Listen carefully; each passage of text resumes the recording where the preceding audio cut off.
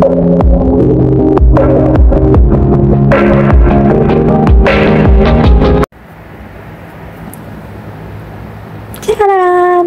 Hello everyone! So ito panibagong video na naman tayo at for today's video ay ako nga ay kakain ng favorite kong fruit or magmumukbang ako ng paborito kong prutas. At nakita nyo naman sa aking thumbnail kung ano yon. Kaya tcharan! Ito siya. Actually guys, nakakain na ako dito. I think 5 na peraso nakain ko na dito. Alam nyo guys, ito ay 1 kilo at I think ngayon ay napapanahon siya. Kaya ang dami nang nagbibenta madaming binibenta sa market. Kaya kanina pagpunta ko sa market ay nakita ko siya mura at bumili ako. Mostly kapag hindi siya napapanahon, ang presyo nito ay nasa $7 or $6 ang 1 kilo.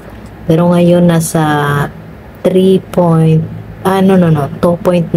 lang siya.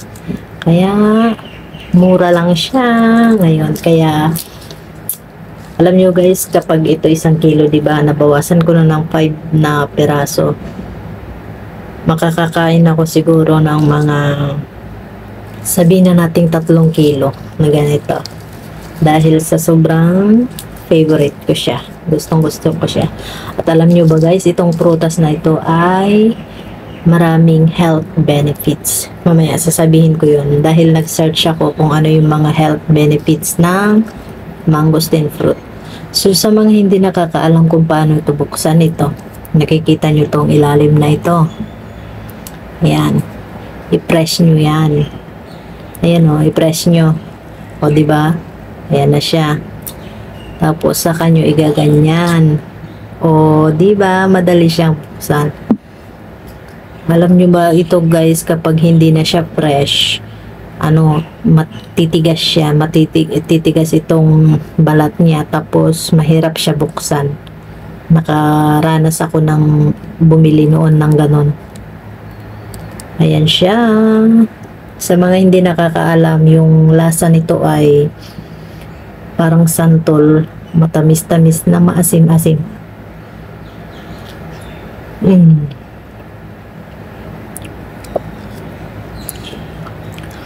May buto ito siya guys. Pero kapag yung buto niya maliit na lang, linulunok ko siya. Diba? Oh!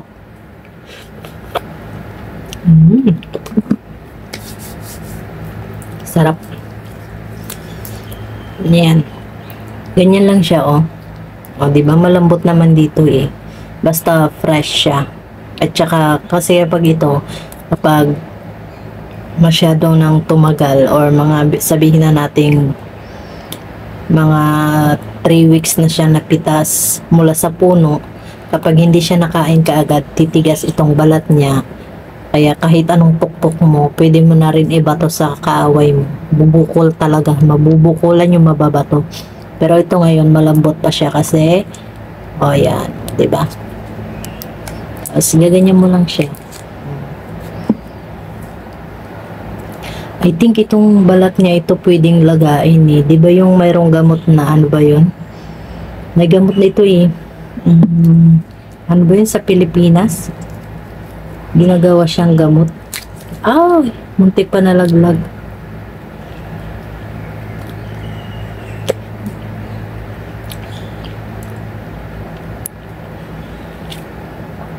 MS3 ba yun? MS3, yung gamot na galing sa mangosteen, gawa sa mangosteen. MX3.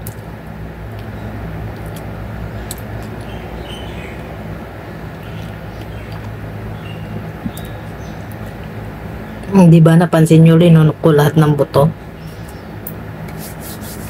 At ayun na nga. Diba sabi ko kanina, wait lang ha. Sabi ko kanina, mayaman ito sa mga health benefits. At saka ang mga health benefits nito ay ang ano daw siya, high in nutritious. So ayun. Tapos low in calories. So, masarap siya. Maganda siya.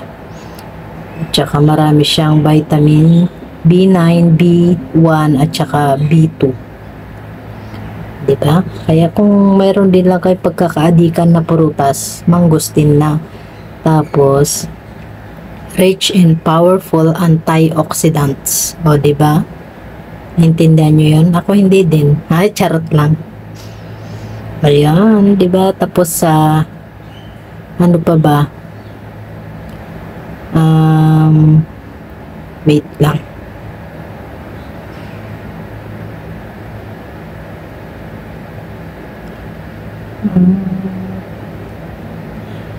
Kasi nagsa-search ako kung ano yung mga health benefits niya. Tapos may have anti-inflammatory properties. So yun. At ano pa ba? Ano pa ba ang health benefits ng mangosteen? May have anti-cancer. Wow. Anti-cancer effects. Oh.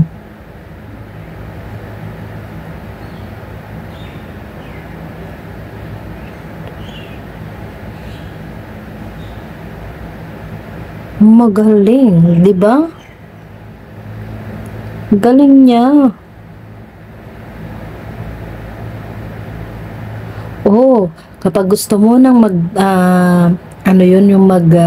loss ng kilo mo or gusto mong mag-diet, pwede rin to siya kasi sabi niya may promote weight loss. O, di ba? So, bagay pala to sa akin kasi mataba ako.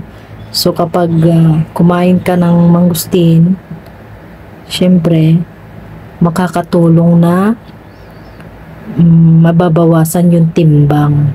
Galing ngayon ko lang ito nalaman. Kaya maganda rin kapag tapos, yun? Supports blood sugar control. O, diba? Blood sugar control. Kaya talagang sobrang dami niyang health benefits. Grabe. Ano pa ba ang mga niya? At ayun, promotes a healthy immune system. O, diba? Promotes a healthy immune system. O, diba? Fiber and vitamin C, both of which can be found in mangosteen. Wow.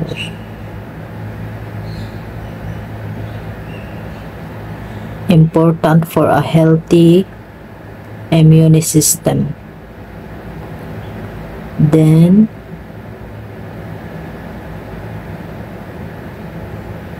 galing, ang dami niya talagang nakakatulong siya. Tapos, help maintain healthy skin. O, diba? Healthy skin.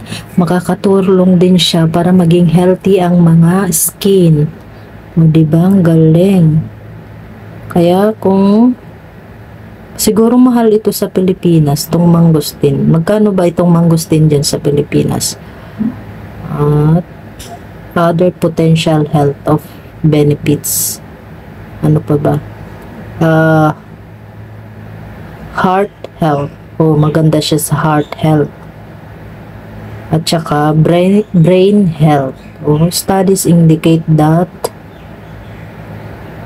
mangosteen extract help prevent mental decline, decrease brain inflammation, and improve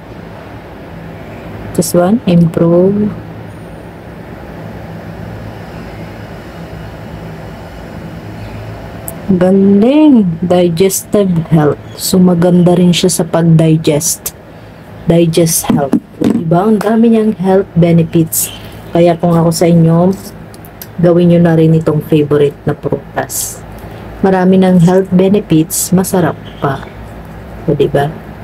Pero, syempre, siguro may kamahalan din ito siguro dyan sa Pinas. Diba, mayroon din mga pananim na ganito dyan sa Pilipinas? May mga puno na ng mangustin dyan.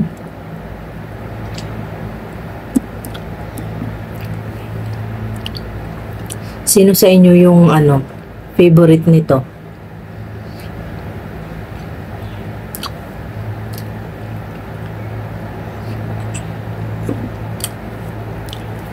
Sino ang may favorite ng mangosteen, guys? Tingnan nyo to, oh, yung may dagta siya. Dagta niya to. Tumigas na yung dagta niya.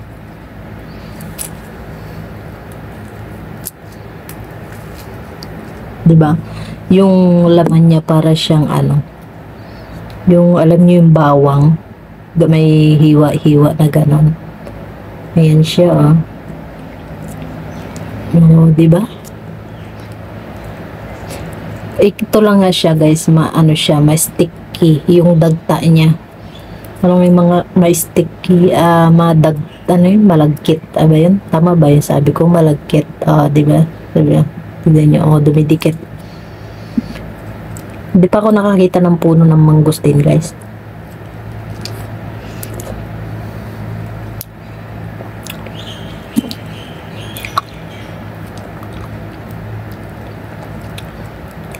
Pwede kayang kainin yung balat nito. Tikman ko nga yung balat nito. Curious lang ako. Ano ba yun? Tikman ko lang, ha.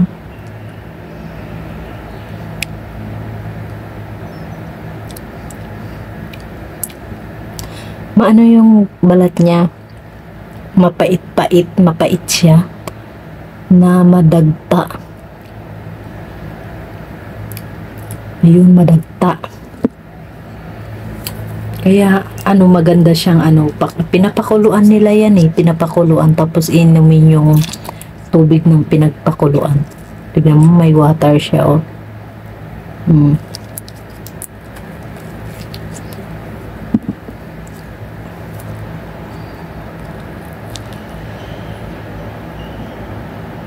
Oh, diba? Galing.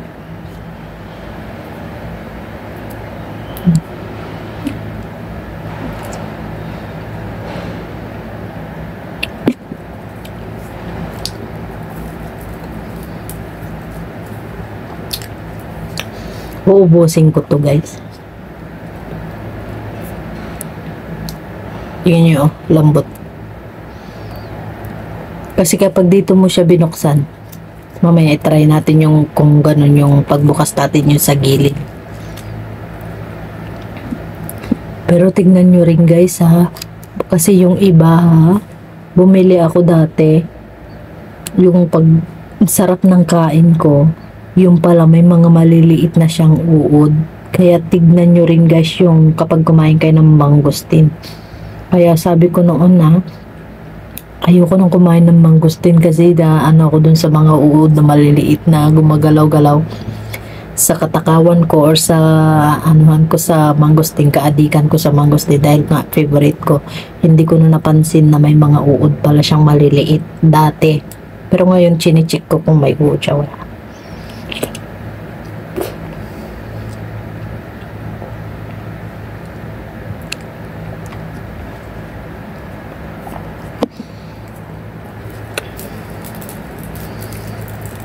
Tatlo na lang. Totoo ba yun, guys? Yung sabi nila na kapag nakakain ka ng uod na galing sa mga prutas o sa gulay, lalaki doon sa tiyan mo or mamamatay din. Tignan nyo, guys, kapag ito ang inopen ko to dito sa pamamagitan dito sa gilid, hindi ko press dito, hindi ko na-press.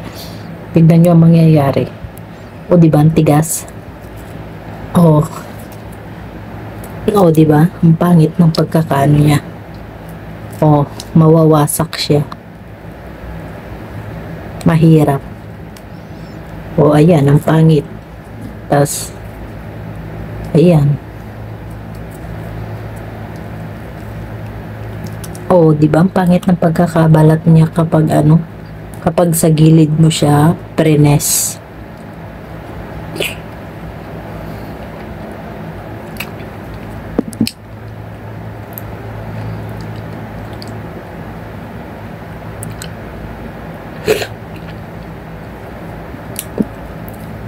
Yummy.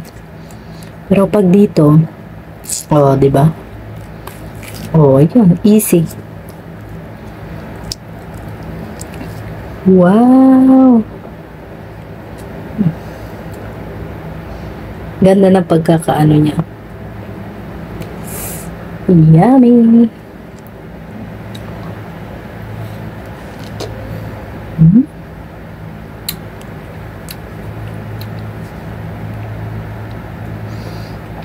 Last one.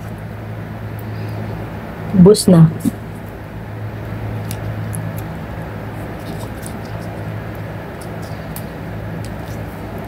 Last na to siya. Bibili na naman ako bukas. Ito na lang yung ano ko. Hindi ako kumain ng lunch. Ito na yung lunch ko. Wow.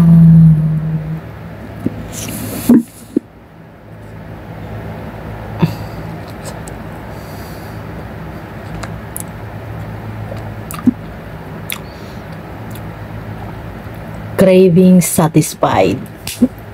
Ubus na. Tingnan yung mga nagbalatan ko.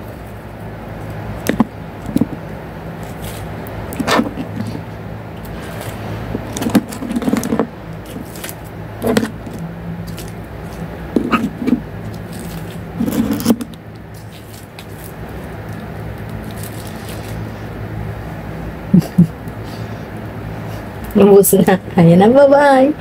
See you to my next video. Bye-bye.